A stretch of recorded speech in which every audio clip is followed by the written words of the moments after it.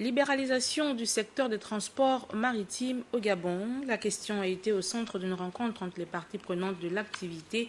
C'est donc Rigobert Kambayandeka, le directeur général de l'Office des ports et rades du Gabon, qui l'a présidé en présence de Ludwig Kavo.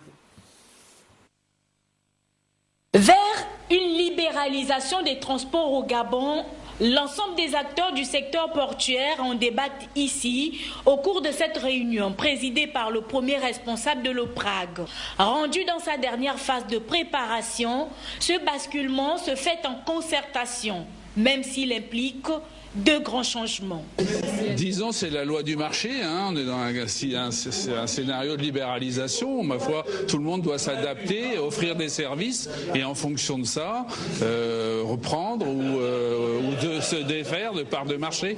C'est la libéralisation dans toute sa beauté.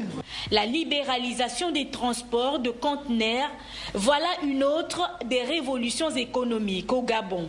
Un nouveau système favorable à la concurrence impliquant la révision des coûts de transport jugés excessifs. Et nous mettrons donc en place des mécanismes pour parvenir à la réduction de ce coût et avoir une meilleure qualité des services en changeant fondamentalement la structure de tarification qui existe aujourd'hui. Libéraliser les transports au Gabon. L'opération est pensée et les règles bien établies et approuvées. Les conditions principales sont, bien entendu, être une société régulièrement créée en République gabonaise, avoir suffisamment du matériel de transport pour pouvoir transporter en toute sécurité, en tout professionnalisme, les conteneurs et les marchandises du port de Vindo. Dans quelques mois, ce système-là va voir le jour.